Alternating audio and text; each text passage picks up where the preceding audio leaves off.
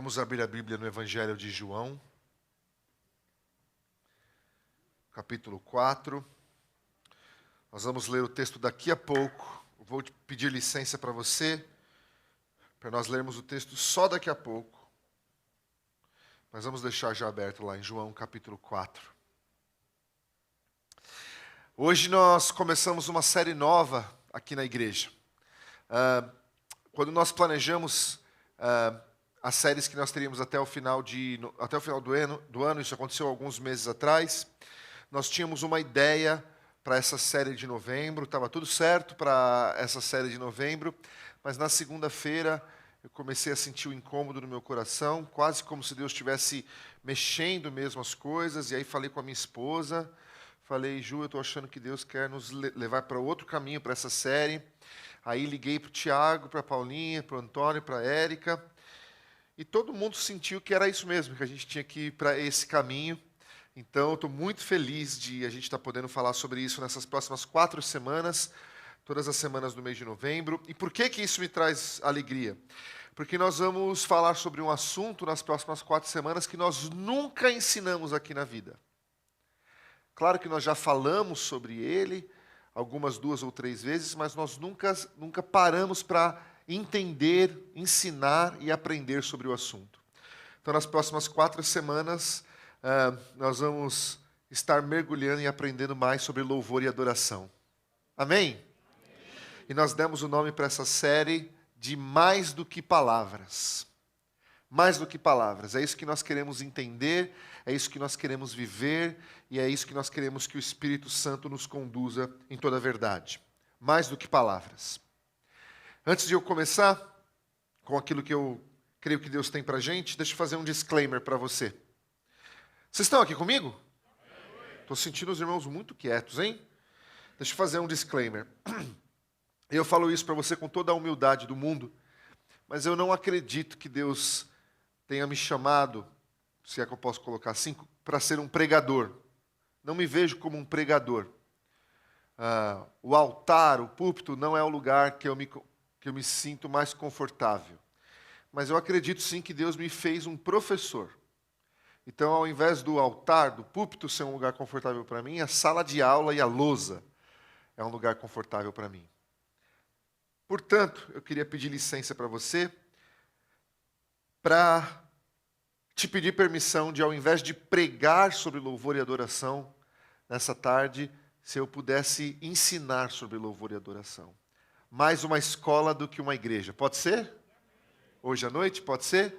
E que o Senhor nos conduza, que o Senhor nos ensine, que o Senhor nos tome pela mão e que você saia daqui falando assim, entendi! Entendi a diferença clara de louvor e adoração. Se alguém perguntar para você, você vai falar assim, um dia lá na igreja, Deus transformou numa sala de aula e eu aprendi. Pode ser assim? Legal. Nós já vamos ler o texto, eu vou pedir licença para você para nós fazermos isso daqui a pouco, mas se você estiver anotando a mensagem, eu dei o nome para ela de Trago Verdades. Trago Verdades. Se nós vamos falar sobre princípios de louvor e adoração, eu trago verdades para compartilhar com você nessa tarde, noite. Amém? Vamos orar? Pai, em nome de Jesus, nós, na Tua presença, nos alegramos pelas grandes coisas que o Senhor já fez até aqui. Que louvor poderoso, Jesus. Que tempo precioso na Tua presença. E agora, Deus, com os nossos corações abertos, nós pedimos para que o Senhor nos ensine, Pai, nessa tarde. Que o Senhor nos tome pela mão, que o Senhor seja o professor, ó Pai. E que o Senhor plante em nós, ó Deus, dentro dos nossos corações, as verdades eternas da Tua palavra. E que o Senhor nos guie pela pureza das doutrinas que refletem aquilo que Tu és. Nós nos abrimos, nós consagramos esse tempo ao Senhor em nome de Jesus. Amém. Amém. Nós vamos ler João capítulo 4 a partir do 19, mas antes de nós lermos o 19, deixa eu contar para você o contexto do que está acontecendo aqui. Eu acho que se a gente entender um contexto, a gente vai entender melhor o texto. O que está acontecendo aqui é uma das passagens mais famosas do Novo Testamento. É uma conversa esquisitíssima de Jesus com uma mulher nessa cidade chamada Samaria. Por que eu falo que é uma conversa esquisita? Porque tem muito nessa conversa. Esse capítulo 4 de João, ele é muito profundo, ele é robusto. A gente poderia ficar aqui muitas semanas só para falar de João capítulo 4. Mas o que acontece no começo de João capítulo 4 é que a Bíblia fala que Jesus estava no sul de Israel. Jesus então estava numa região chamada Judéia, onde fica Jerusalém, onde fica Belém, no sul de Israel. E a Bíblia fala que Jesus precisa viajar para o norte de Israel, para o norte numa região chamada Galileia. Então, comigo aqui, Jesus está no sul, na Judéia, e Jesus precisa ir para o norte, numa região chamada Galileia. O que tem entre o norte e sul? Tem uma região ali muito importante na Bíblia, treta, tiro, porrada e bomba mesmo, que é a região chamada Samaria. Samaria está no meio entre o norte e sul. Vini, por que essa região é complicada? Aí a gente precisaria de muitas horas, mas vou tentar resumir aqui para você por que essa região é complicada. Quando os israelitas herdaram a terra prometida, certo? Então estamos falando de Moisés, tirou do Egito, levou para a terra prometida, Moisés morreu, Josué liderou eles entraram na terra prometida. O que acontece ali é que a terra prometida, a terra de Israel, ela é dividida em 12 pedaços, que é chamada na teologia das 12 tribos de Israel. Então Israel é dividido em 12 partes. A parte do sul de Israel é composta por 2 tribos, Judá e Benjamim. Essa parte é chamada sul ou Judá, e a capital dessa parte é Jerusalém. O norte de Israel é composto por 10 tribos, é chamado de Israel, e a capital desse lugar é chamado de Samaria. Vini, quando que isso aconteceu? Isso aconteceu depois de Davi, depois de Salomão, o filho de Salomão, Roboão. Ele era rei de Israel inteira, e Roboão começou a ser muito rigoroso com impostos. Roboão estava cobrando caro para o povo viver, então um outro homem chamado Jeroboão fez uma rebelião civil e falou: de agora em diante eu vou tomar 10 tribos, e ele se proclamou rei do norte. Então, rei do norte, Jeroboão, 10 tribos, capital Samaria. Rei do sul, Roboão, filho de Salomão, 2 tribos, Judá e Benjamim, capital Jerusalém. Estão aqui comigo? Desculpa a história, mas a gente precisa entender o que está acontecendo aqui. O que acontece? No ano 722 a.C., o Império Assírio, ele vem e domina a parte do norte de Israel, chamada Israel, onde a capital é Samaria. E o objetivo, a estratégia de guerra da Síria, sempre era assim: eles dominavam o lugar e eles traziam gente estrangeira de todas as partes do mundo, e eles faziam uma miscelânea de gente ali. Isso era muito bom, de acordo com eles, porque eles enfraqueciam a cultura, eles enfraqueciam a língua, enfraqueciam as tradições religiosas. Então o norte de Israel está uma bagunça, tem israelita vivendo com gente de todo mundo, esses israelitas agora estão adorando outros deuses, estão falando outras línguas, e esses judeus começam a se misturar com povos de outros lugares. Então os judeus do sul, eles olham para aquilo e falam: meu Deus, isso é um absurdo. Eles não podiam fazer isso, eles não são mais judeus puro sangue. Eles são, de agora em diante, começam a ser chamados de samaritanos. Então, quem são os samaritanos? São esses judeus que se misturaram com outros povos. Não são considerados pelos judeus do sul como judeus legítimos. Então, tem guerra aqui. Os judeus do sul não gostam dos judeus do norte, os judeus do norte não gostam dos judeus do sul. Se você é samaritano, você não é boa gente. Se você é samaritano, você é palmeirense. Se você é samaritano, você não come na casa de judeu, você não fala com judeu. É problema.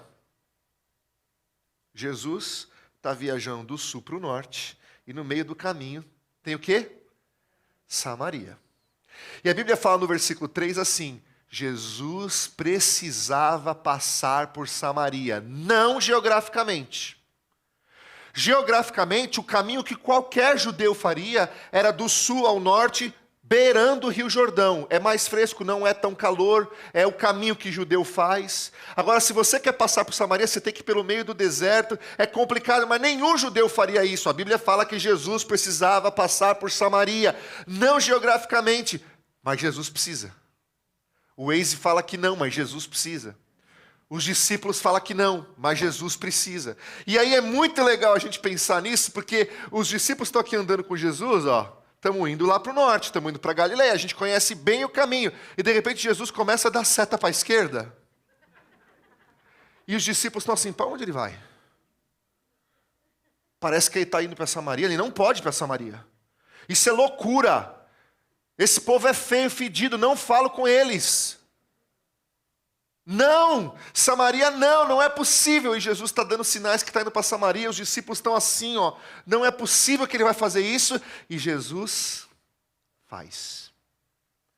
Jesus vai para Samaria, os discípulos não tinham ideia, mas Jesus tinha um encontro marcado com uma mulher. A mulher não fazia ideia, mas Jesus tinha um encontro marcado com uma mulher num poço. E aí a Bíblia fala então que Jesus começa a ir para Samaria e os discípulos vão comprar comida. Os discípulos vão no Aldi. E aí Jesus chega no poço em Samaria e senta. Isso aqui é loucura, tá? Vocês lembram que da última vez que a gente conversou juntos aqui, eu falei para vocês que Jesus era revolucionário? Isso aqui é revolucionário. Nenhum discípulo ia conceber a ideia de Jesus fazendo o que está fazendo aqui. Jesus senta num poço, já é esquisito de novo, porque poço é lugar de mulher. Na Bíblia, todas as vezes que nós vemos alguém indo para um poço, na grande maior parte das vezes é sempre mulher. Isso é coisa que mulher faz. Jesus está num poço, Jesus judeu, está num poço que é de mulher, em Samaria. Tudo errado. Jesus está ali, daqui a pouco vem uma mulher. A mulher está chegando. E aí Jesus faz o impensável, meu irmão. Impensável, loucura. Jesus conversa com a mulher. Você está entendendo? Judeu, homem, no poço, conversando com uma samaritana, mulher. Loucura, isso não existe. E é muito engraçado porque a Bíblia me diz que Jesus não dá nem boa tarde. Jesus não fala, oi, como vai? Como estão os parentes? Está frio aqui, hein? Jesus não fala nada disso. O diálogo começa assim, dá-me de beber. Estou com sede. A mulher acha aquilo um absurdo, não pode ser possível, Jesus não está fazendo isso. Sabe o que ela faz? Ela coloca várias máscaras. É a máscara da religião, é a máscara da tradição, é a máscara da Samaria, é a máscara do judeu, é várias máscaras. E a forma como ela responde ele é assim, você está louco de conversar comigo? Você é homem, eu sou mulher, homem não fala com mulher assim, você é judeu, eu sou samaritana. Não, isso não existe. Você está no poço, é lugar de mulher, o que você está falando comigo? Como é que você está me pedindo água? O que está acontecendo? Não é possível isso. Ela vira para ele e fala assim, que é isso? Tá louco, máscara? Aí Jesus fala assim, se você soubesse quem está te pedindo água, você me pediria e eu te daria águas vivas. Que papo esquisito é esse? Parece que o que Jesus responde para ela não tem nada a ver com o que Jesus pediu. Aí a mulher coça o cabelo e fala assim, mas como assim? O que você está falando de água viva? Você está com sede, não está com sede? Você não tem como tirar água do poço? Como é que você vai fazer aí para tirar água do poço? Você é maior que o poço? Você é maior que Jacó? Aí Jesus vira para ela e fala assim, se alguém beber água desse poço aí, terá sede novamente. Mas se alguém beber da água que eu der, nunca mais terá sede. Aí a mulher coça a cabeça de novo. E pela primeira vez ela se abre. Pela primeira vez ela não está olhando aquela relação de judeu com samaritano. Pela primeira vez ela não está pensando em homem e mulher. E aí ela fala assim, eu quero a água. Então me dá dessa água. Se quem beber dessa água viva que você tem para dar nunca mais terá sede, eu quero essa água. Aí Jesus fala assim, então vai lá e busca seu marido. Aí ela já vai colocar a máscara de novo. Aí ela fala, não tenho marido. Agora já estamos falando de status conjugal.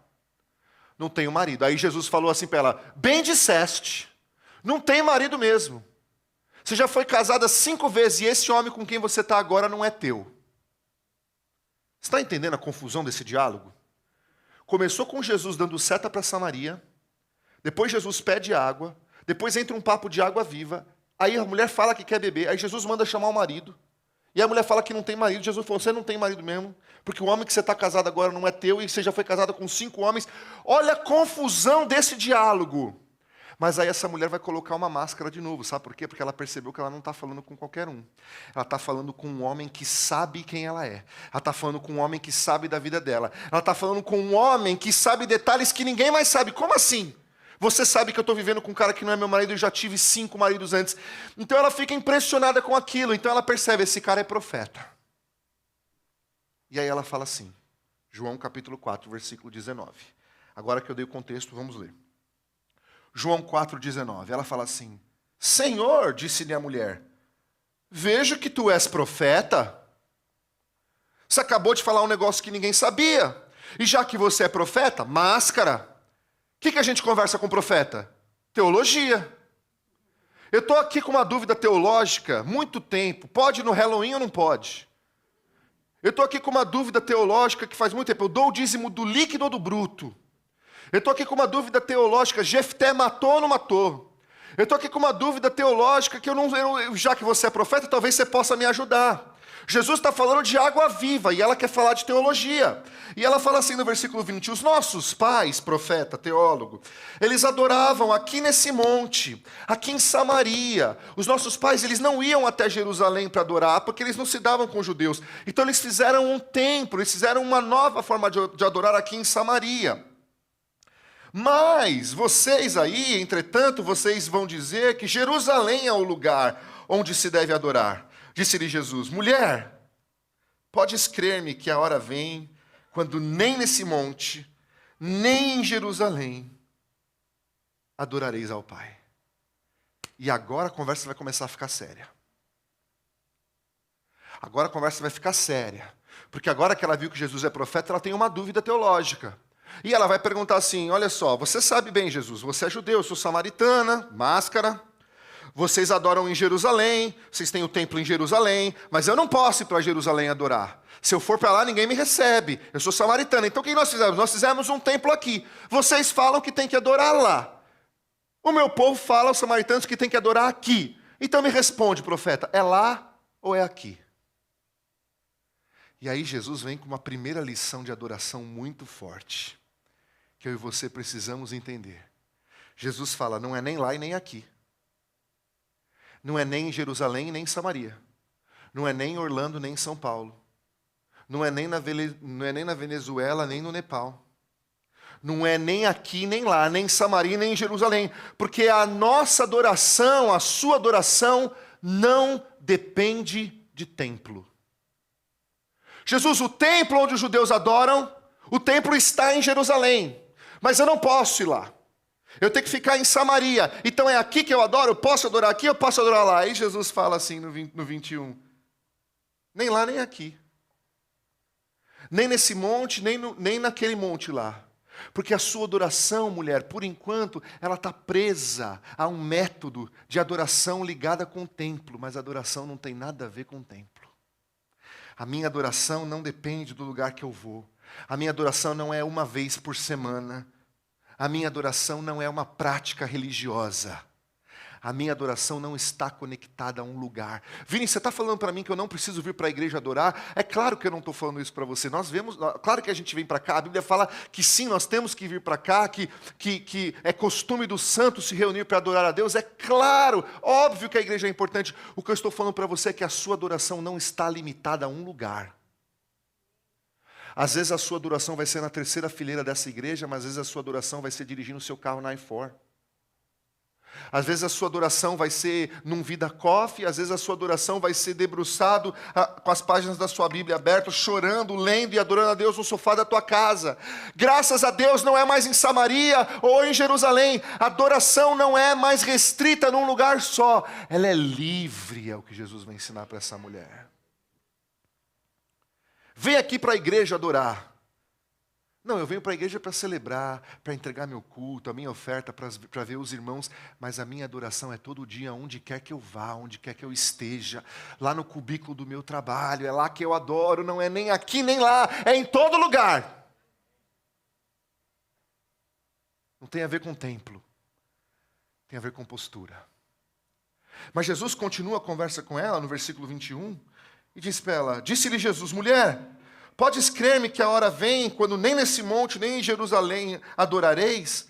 Vós adorais os que não conheceis, nós adoramos os que conhecemos, porque a salvação vem dos judeus. E no 23 ele fala assim, mas vem a hora, e já chegou, em que os verdadeiros adoradores adorarão ao Pai em espírito e em verdade. Os verdadeiros adoradores adorarão ao Pai em espírito e em verdade. E aqui eu preciso que você entenda, porque Jesus está falando, a sua adoração não está conectada com Samaria e com Jerusalém, mas os verdadeiros adoradores adorarão. Se existem verdadeiros adoradores que adoram, existem falsos adoradores que acham que adoram. Vocês estão aqui comigo? Jesus faz uma distinção clara aqui. Não é nem aqui nem lá, mas os verdadeiros adoradores adorarão. Se tem verdadeiro, tem falso. Estes dias eu estava vendo um vídeo no YouTube de um homem analisando uma nota de $1 para tentar ver todos os detalhes de uma nota falsa. E aí o entrevistador fala assim para ele, você precisa analisar, o que você tem que fazer? Você tem que estudar muito a nota falsa? Ele fala assim, não, eu não tenho que estudar a nota falsa.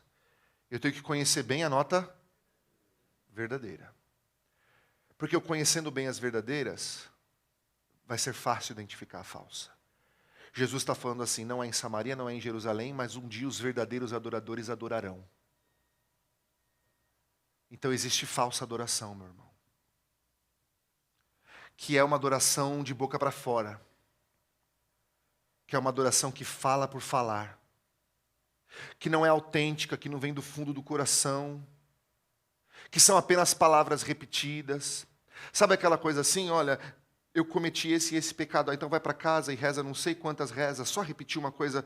E aí você está na repetição número 74 e você nem sabe mais o que você está falando.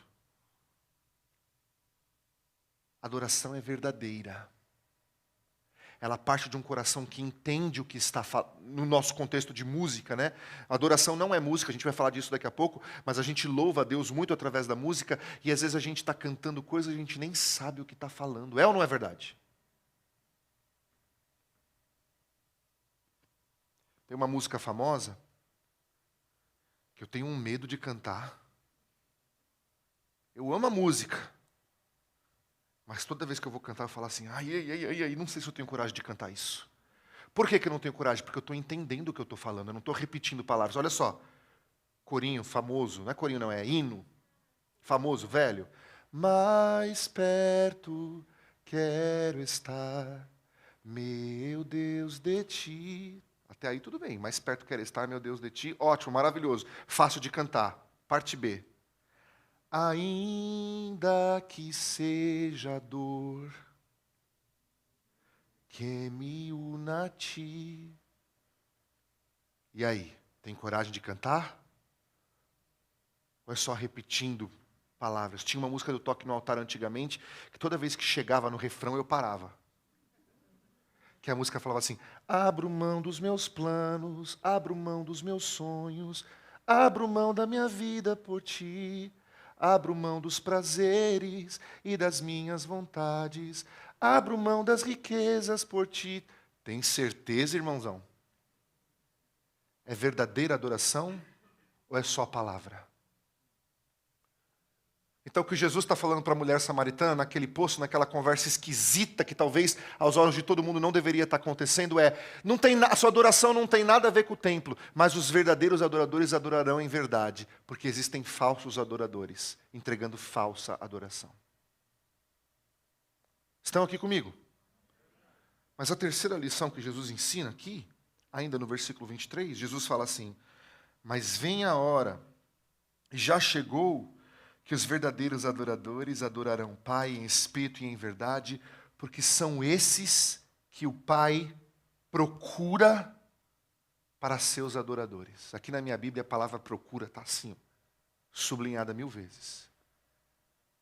Deus está à procura. Você sabia que um dos nomes na Bíblia, no Antigo Testamento, principalmente no livro de Gênesis, um dos nomes mais usados para Deus, e principalmente no relacionamento entre Deus com Abraão, é o nome El Shaddai. É um nome que tem na Bíblia várias vezes, principalmente em Gênesis, ali do 12 ao 18. Muitas vezes esse nome aparece. El Shaddai é um dos nomes com o qual Deus demonstra a sua personalidade. E El Shaddai, nas nossas Bíblias, está traduzido como Deus Todo-Poderoso, ou Deus de poder. Mas El Shaddai também significa Deus suficiente, Deus que não tem carência, um Deus que em si se basta. Deus não precisa de nada.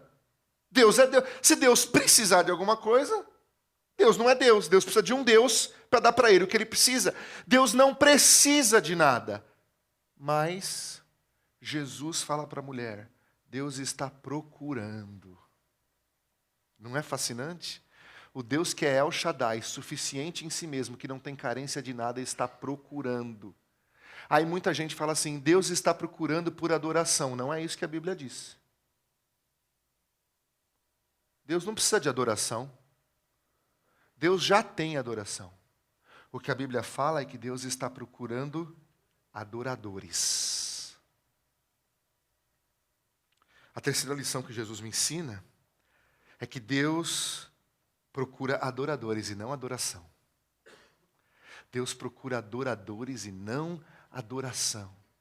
Deus já tem adoração. Isaías capítulo 6, a Bíblia fala assim, no ano da morte do rei Uzias, eu vi o Senhor. Estava sentado no seu alto e sublime trono. As orlas da sua veste enchiam o templo. E serafins voavam ao redor dele. Com 2 asas cobriam os olhos, com 2 asas cobriam os pés, com 2 asas voavam. E diziam o tempo inteiro, Santo, Santo, Santo é o Senhor dos exércitos. Toda a terra está cheia com a tua glória. Os anjos já cantam para Deus o tempo inteiro. Deus já tem adoração. Mas olha só para a gente não ter dúvida, abre lá a sua Bíblia em Apocalipse, no capítulo 4.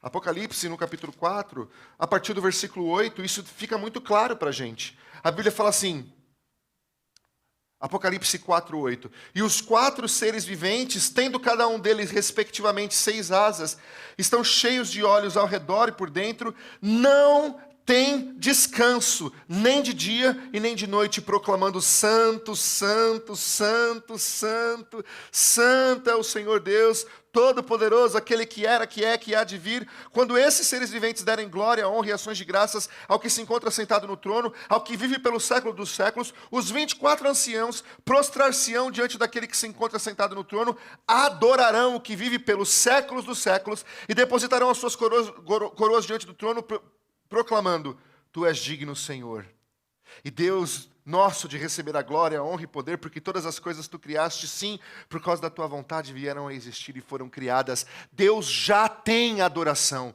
Deus está à procura de adoradores. Aliás, se a gente pensar bem, esse negócio de Deus querer adoração nem faz muito parte do caráter de Deus. Porque a Bíblia me fala que quem deseja adoração, na verdade, é o diabo. Mateus capítulo 4, versículo 9, quando Jesus está sendo tentado lá no comecinho do seu ministério, o diabo vem e fala, transforma essas pedras em pães, depois leva ele no pináculo do templo. Vocês estão lembrados disso? Se arremesse que Jesus vai segurar, e na terceira vez, o diabo leva Jesus em visão até um monte alto e fala para Jesus assim, todos os reinos desse mundo me foram dados e eu te darei se prostrado me adorares. O diabo que está em busca de adoração, Deus já tem adoração. Deus está à procura de adoradores. Você está entendendo que 3 lições preciosas Jesus explica para essa mulher nesse diálogo estranho? Não é em Samaria nem em Jerusalém, a sua adoração não está conectada a um templo. Deus está à procura de verdadeiros adoradores, porque tem alguns que são falsos. E Deus está procurando adoradores e não adoração. Eu fico pensando, se Deus passar os olhos aqui, nessa tarde, será que Ele nos encontra? Será que Ele nos encontra? Adoradores verdadeiros. Deus está procurando. Aí eu fico pensando assim, se esse Deus que é El Shaddai, que não tem necessidade de nada, está à procura de adoradores, será que eu e os meus irmãos da vida, será que nós sabemos o que é louvor e adoração? Será que nós sabemos biblicamente a diferença entre louvor e adoração? Se nós entendemos que Deus está à procura de adoradores, será que nós sabemos realmente o que é louvor, o que é adoração? E aí eu queria compartilhar com você nos próximos 15 minutos o que é louvor e o que é adoração. Estão aqui comigo? Podemos fazer isso? Vamos começar com louvor? Louvor, palavrinha menor, simpática. Antes de nós falarmos o que é louvor, a gente podia falar o que não é louvor. Deixa eu te dar alguns exemplos. Louvor não são músicas rápidas. Quantas vezes eu já vi na igreja gente falando assim, a gente precisa de 2 músicas de louvor e 2 músicas de adoração. Sendo 2 músicas rápidas e 2 músicas lentas. O BPM da música não define se a música é louvor. Louvor não é música rápida. Como nós já vimos com Jesus e essa mulher, louvor não depende da igreja. Você não louva a Deus apenas aqui na igreja. Louvor não é somente cantar, sabia disso? E a gente vai ver daqui a pouco isso na prática. Nós expressamos o nosso louvor, na maior parte das vezes, na nossa cultura, cantando. Inclusive, a minha filha, ela adora expressar o louvor dela cantando quando ela está tomando banho. É uma loucura. Um dia nós vamos gravar, né, gata? O que ela faz assim, é cada medley que você não está nem entendendo. Nem sei se é muito santo, porque ela vai misturando umas coisas que nem vem ao caso. Mas louvar não é cantar. Louvar não é somente música. Louvar não é isso. Deus está à procura de adoradores. Você sabe o que é louvor? Louvor, biblicamente falando, a palavra louvar, louvor, significa exaltar. Louvor significa elevar. Louvor significa glorificar. Louvor significa aplaudir. Mas o resumo de tudo, louvor significa elogiar. Isso é louvor. É elogio. É colocar Deus no lugar de Deus. É falar para Deus, você é top, hein? E você sabe o que é interessante quando nós estamos louvando a Deus? A minha esposa não gosta de ser elogiada de qualquer forma. Não sei a de vocês. E também eu não gosto de ser elogiado sempre com as mesmas coisas. Você já ousou ser criativo quando você louva a Deus? Porque Deus é um monte de coisa que às vezes a gente esquece de falar. Quem aqui tem dificuldade, por exemplo, de falar, entender, se pronunciar, se comunicar em inglês? Faz assim para mim. Quem tem? Você já parou para pensar que Deus é poliglota? Deus fala em todas as línguas do mundo? Só Ele, irmão. Você já parou para pensar que Deus é o único eterno? Só Ele não tem começo e não tem fim? Todo o resto foi criado por Ele, mas só Ele é eterno. Você já parou para pensar que Deus é criativo? E às vezes eu estou andando na rua, eu olho uma folha e eu falo assim, mas o Senhor, hein? O Senhor é fogo, hein? Olha que coisa incrível que o Senhor faz. Olha essa cor.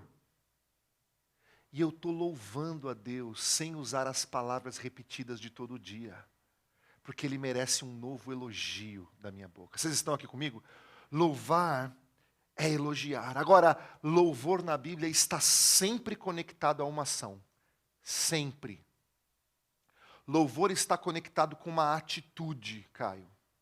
Louvor está conectado com algo que eu faço. Já já a gente vai falar mais sobre isso. Louvor na Bíblia é sempre uma resposta a algo que Deus fez. Deixa eu dar para você um exemplo. Abra lá comigo em Salmo 63. Gessé, não se preocupa que você não tem esse texto aí. Eu também não tenho aqui. Salmo 63. Abre lá comigo. Olha que salmo lindo de Davi. É um dos salmos mais bonitos do Saltério. Salmo 63. Olha só o que Davi fala. Salmo 63.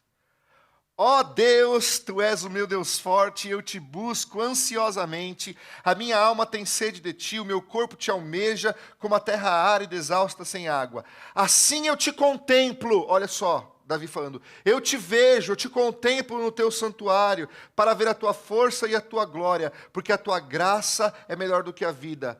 Os meus lábios te louvam. Assim, cumpre-me bendizer-te enquanto eu viver. Olha o que Davi está falando.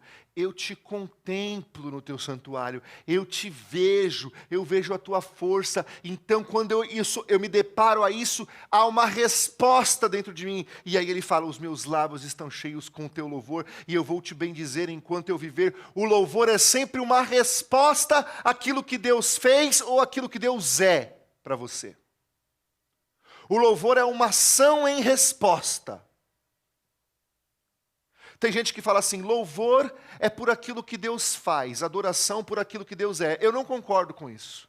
Louvor é por aquilo que Deus faz e por aquilo que Deus é, porque tudo aquilo que Deus faz é somente o transbordar daquilo que Deus é. Não tem como eu separar as duas coisas. Deus faz o que Ele faz somente porque Ele é. Eu recebo a bondade de Deus na minha vida porque Deus é bom. E aí quando eu recebo essa bondade, quando eu vejo aquilo que me cerca, eu quero dar uma resposta para o Senhor, e aí eu faço algo prático, e às vezes eu aplaudo, e às vezes eu canto, e às vezes eu toco instrumento, mas tudo isso eu faço para louvar, para elogiar, não tenho palavras para agradecer por tua bondade, dia após dia me cercas com fidelidade, eu vejo a glória, eu vejo a bondade, eu vejo o Senhor, e eu respondo com louvor, por aquilo que Ele é, por aquilo que Ele faz. Aí você pode virar para mim e falar assim, Vini, mas eu não tenho motivos para louvar. Eu te desafio. Você pode respirar fundo aí comigo? Respira fundo, enche seu pulmão aí. Quem foi que te deu esse ar? Você chegou aqui com segurança, não chegou? Quem te protegeu no teu caminho até aqui? Você tem visto favor sobre a sua vida, não tem? Não é o Senhor que tem feito grandes coisas para você? Olha a sua vida 10, 15 anos atrás. Olha hoje. Talvez você esteja passando por guerra hoje, mas eu tenho certeza que com Jesus a sua vida está melhor agora. Sim ou não?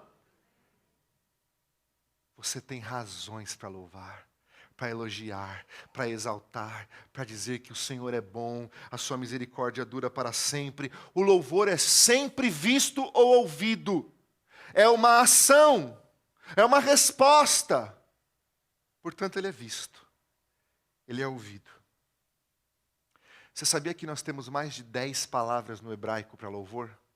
10, mais de 10. Mas eu queria comentar brevemente com você 7, pelo menos. Uma palavra para louvor na Bíblia, no Antigo Testamento, é a palavra yada, por exemplo. Yada. Ou a palavra todá, também é a palavra para louvor. Mas sabe o que significa yada ou louvar? Ou todá? Significa levantar as mãos. Significa louvar a Deus quando eu levanto as minhas mãos. É por isso que quando o ministro de louvor está aqui pedindo para você levantar as suas mãos, ele não está tentando te animar. Ele está tentando te encorajar a louvar a Deus da forma como Deus recebe louvor. Com suas mãos levantadas. E a palavra halal, no hebraico halal, que a palavra aparece mais de 160 vezes no Antigo Testamento. Que é a raiz da palavra aleluia. Que significa celebre a Deus, cante a Deus, elogie a Deus, halal. Nós temos a palavra Shabbat, em hebraico, que significa bradar. É para os pentecostais, né? Bradar elogios a Deus, cantar alto, gritar. E a palavra barak? A palavra barak é prostrar-se. Eu louvo a Deus quando eu me prostro. E a palavra zamar? Zamar, em hebraico, é tocar instrumentos ou cantar para Deus. Acerca de tudo aquilo que Deus faz e tudo aquilo que Deus é. Louvor é uma ação, é uma atitude em resposta àquilo que Deus faz ou àquilo que Deus é. E essa ação, às vezes, é levantar as mãos, às vezes é cantar, às vezes é tocar, às vezes é se prostrar, até aplaudir. Tudo isso é louvor, é elogiar, é colocar Deus no lugar de Deus. Senhor, formoso és, sua glória eu quero ver. Louvor. elogio. Ele é diferente. Tem uma música que eu amo, que fala assim, o final dela é de arrebentar o coração. É uma letra da Ana Paula Valadão, e ela fala assim: Tu és o autor da vida, e eu a tua canção. Tu és o artista, e a tela é o meu coração. Puxa vida! Isso é louvor. É elogiar a Deus de um jeito diferente, único, que só Ele merece.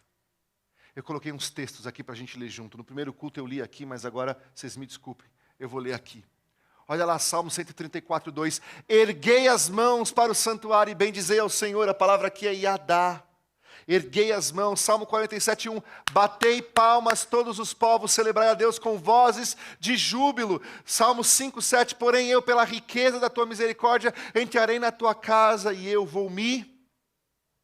Tudo isso é louvor. Deus está à procura de verdadeiros adoradores. Você sabe o que é louvor? Resposta. Aquilo que Ele é e aquilo que Ele faz, sempre vista ou ouvida. Vini, o que é adoração? E aqui a gente vai se encaminhar para o final. Vamos começar com o que não é? Adoração não é estilo musical. Irmão, eu sou crente. Tento ser. Tento exercitar os frutos do Espírito. Mas tem uma coisa que me arranca a paciência. É quando a pessoa fala assim, meu estilo musical favorito é worship.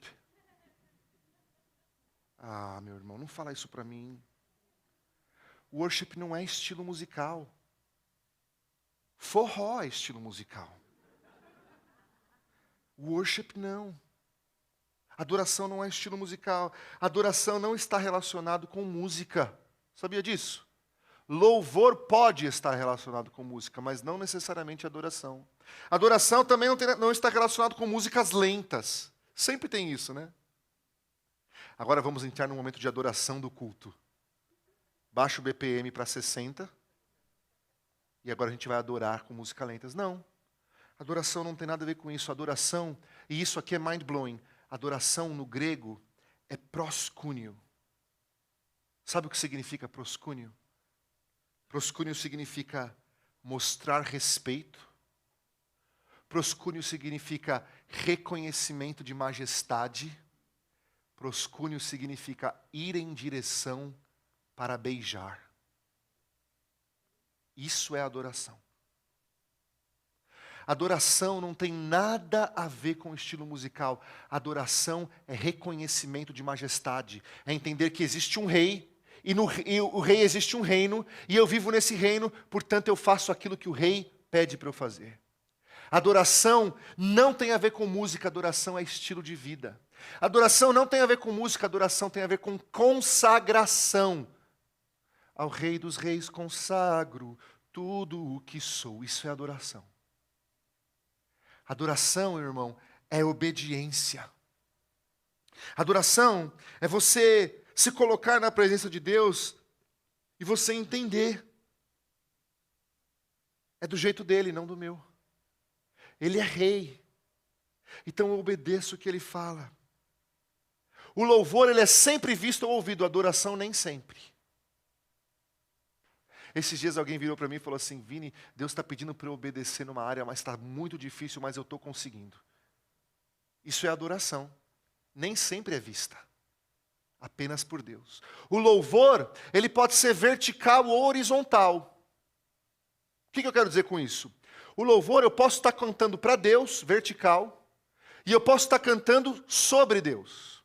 Claro, tudo voltando para Ele. Mas isso é muito comum, né, nas nossas igrejas. Tem várias músicas que a gente está cantando para Deus, cantando para Deus, cantando para Deus, e de repente a gente começa a cantar sobre Deus. Tudo para voltar para Deus. Isso é louvor. Adoração nunca é horizontal. Adoração é sempre vertical. Nem sempre é vista. Adoração é obediência. Adoração é consagração.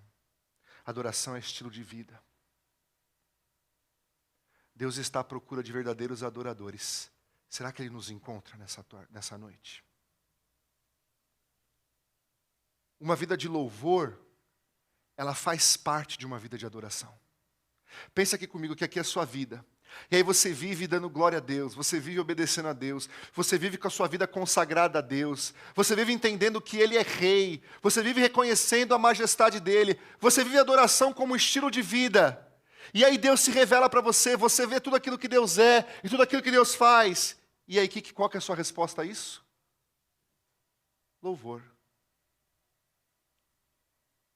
Um adorador está sempre cheio de louvor. Eu quero terminar assim. Esses dias, eu tive uma conversa com uma pessoa na Celebration. Eu nem sei se foi certo o que eu fiz, tá? Talvez me arrependa um pouco de ter tido essa conversa.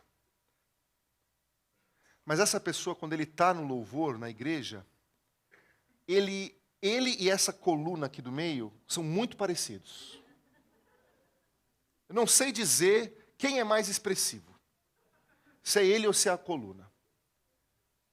E a gente pede para cantar, e o que o irmão faz? Irmãos, levante a sua mão. As músicas rápidas, a maior parte dos irmãos estão pelo menos, né, Moisés, no remeleixo. O irmão está aqui, ó.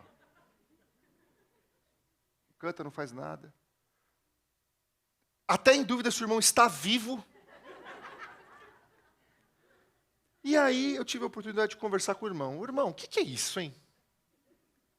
O que é isso? Esquisito você. Não falei assim, claro. E conversa vai, conversa vem, a gente começou a falar sobre expressão de adoração e de louvor, e ele falou assim, é porque ninguém entende, mas eu louvo a Deus do meu jeito. E eu falei para ele assim, isso não existe. Não existe louvar a Deus do seu jeito. Então quer dizer que quando você está aqui na igreja, aqui, ó, você está louvando a Deus por tudo. Pensa em tudo aquilo que Deus é e tudo aquilo que Deus fez por você. Agora eu vou expressar meu louvor. Vini, mas você não sabe como está meu coração. Mas não necessariamente tem a ver como está o seu coração. A Bíblia me ensina como eu louvo. A Bíblia fala que eu louvo quando eu canto, quando eu toco um instrumento, quando eu aplaudo, quando eu levanto minhas mãos, quando eu me prostro. Então louvar não é no teu jeito, é no jeito dele. Sabe aquela coisa assim? Eu elogio a minha esposa de um jeito que ela detesta. E aí você fica para o resto da sua vida elogiando a sua esposa, Kleber, de um jeito que ela detesta. E aí você vai se perguntar, nossa, por que meu casamento fracassou? Porque você estava fazendo do teu jeito. Louvor não é do teu jeito, é do jeito dele. Adoração não é do teu jeito, é do jeito dele. Tem gente que fala assim, a nossa adoração, nós vamos entrar num momento de adoração extravagante, de louvor extravagante. Eu não conheço outro tipo de louvor que não seja extravagante. É quando eu penso em tudo aquilo que ele faz e eu mostro. E aí é claro, tem gente que vai dançar esquisito, eu. Tem gente que vai assoviar, eu. Você não precisa fazer nada disso. Mas a Bíblia fala que quando você for louvar a Deus, levante as suas mãos. A Bíblia fala que quando você for louvar a Deus, você pode se prostrar, você pode cantar, você pode tocar instrumento. É claro, né, meu irmão? Claro, tudo dentro de uma ordem. Você não vai trazer semana que vem seu amplificador com a sua guitarra, sentar ali na segunda fileira e no meio da música começar um solo. Isso não existe. Nós estamos dentro... O irmão traz uma zabumba semana que vem, né? O que é isso que está acontecendo? Tudo dentro de uma ordem, mas o que eu quero dizer para você é que não existe o seu jeito de louvar a Deus. Existe o jeito que Deus recebe louvor. Deus está à procura de adoradores. Eu terminei assim. Faça do jeito dele, não do seu. Louve, cantando, bradando, tocando, aplaudindo, prostrando-se, celebrando, levantando as mãos. Tudo isso é o que a Bíblia pede e fala para eu e para você fazer. Adore do jeito dele. Adore com seu casamento. Adore com suas finanças. Adore no seu trabalho. Adore sendo um bom cidadão. Adore sendo um bom vizinho. Adore sendo um bom pai. Adore sendo uma boa mãe. Adoração não é o que você faz. Adoração é o que você é. Eu me consagro, eu obedeço, então eu adoro a Deus em todas as áreas da minha vida. Alguém vira para o Simeão e fala assim, você tem um casamento diferente, é porque eu sou um adorador. A minha vida está consagrada ao Rei. Deus está à procura. Deus vai encontrar adoradores aqui nessa noite? Levanta a mão. Adoradores que estão prontos para louvar de verdade, expressar. Eu vou terminar assim. Há 18 anos atrás, eu assisti uma aula sobre louvor e adoração. E eu acho que eu nunca mais vou esquecer o que a pregadora disse. Ela contou uma história, que eu não sei se é verídica ou não, mas ela falou assim, 18 anos atrás. Uma moça estava em seu apartamento no último andar de um prédio pegando fogo. Ela precisava ser salva. E ela estava naquela situação complicada, ela passou mal, desmaiou. Chamaram os bombeiros e um bombeiro específico conseguiu subir lá em cima e conseguiu salvar aquela mulher da morte. Aquela mulher foi desacordada para o hospital. Ela acordou no hospital e os amigos dela contaram para ela que um homem, um bombeiro, tinha salvado a vida dela. Então ela queria desesperadamente encontrar com o bombeiro para dizer obrigado para o bombeiro. Eles conseguiram descobrir quem que era o bombeiro e conseguiram marcar um encontro entre a mulher e o bombeiro. E a mulher chegou lá, abraçou o bombeiro, beijou o bombeiro e falou, muito obrigado por aquilo que você fez. Você salvou a minha vida, obrigado. E o bombeiro falou assim, eu fiz meu trabalho. É o que eu faço. Mas eles se deram bem, Carlão. Marcaram um segundo encontro. Jantarzinho. Se deram bem, marcaram um terceiro encontro. Se deram bem, marcaram um quarto encontro. Sabe o que aconteceu? Se casaram. A mulher e o bombeiro. E a pregadora disse assim, isso é louvor e adoração. Louvor é elogiar o bombeiro por aquilo que ele fez. Adoração é se casar com ele. Louvor é expressão de gratidão por aquilo que ele fez. Adoração é entrar em relacionamento. E dizer, agora a minha vida pertence a você. Então eu vou fazer do teu jeito e não do meu. Não é em Samaria, não é em Jerusalém. Deus está procurando verdadeiros adoradores que adoram em espírito e em verdade. Deus te encontra nessa noite? Um verdadeiro adorador? Sim. Você recebe essa palavra? Amém.